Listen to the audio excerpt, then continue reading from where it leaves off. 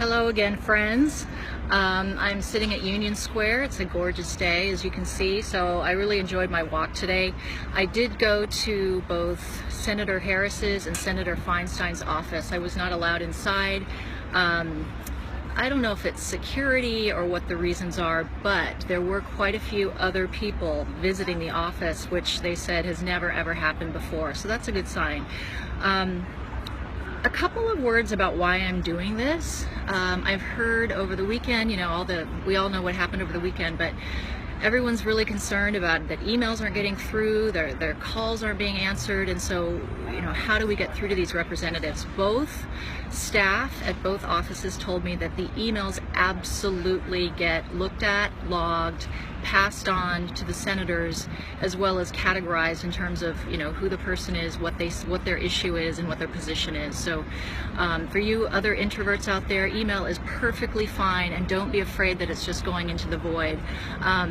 The person at Senator Feinstein's office, which is at the foot of Post Street, Post and Market, so if you work downtown you can actually stop by at lunch, he said that he is just sitting in the lobby all day, every day, and it's one of those huge office buildings, because I asked him, I said, oh, you must be getting a lot of elevator time, and he said, nope, I just sit here and wait for the stream of people to come in and talk to them. So there is somebody there you can talk to. They're very nice, they're very approachable. I handed them my letter. I did ask about something that was discussed a lot on Facebook this weekend, which is what the heck has happened to our checks and balances. And a lot of you might know this, I didn't, but basically when an executive order is an administrative order, so it's very similar to like if a company got a new CEO and that new CEO came in and made some sweeping order that said from now on nobody can wear blue, and everybody has to abide by that. Our president's orders are a lot more harmful, but that is why the chaos happened on Friday night, because the Department of Homeland Security, all those officers within airports, they all work for him, so they have to do what he says for now. Now, the judiciary issued that stay on Friday night, that temporary stay, but what Senator Harris's office said is a lot of the airport personnel are not complying with that, so that's why there are lawyers flooding the airports and a lot of chaos there.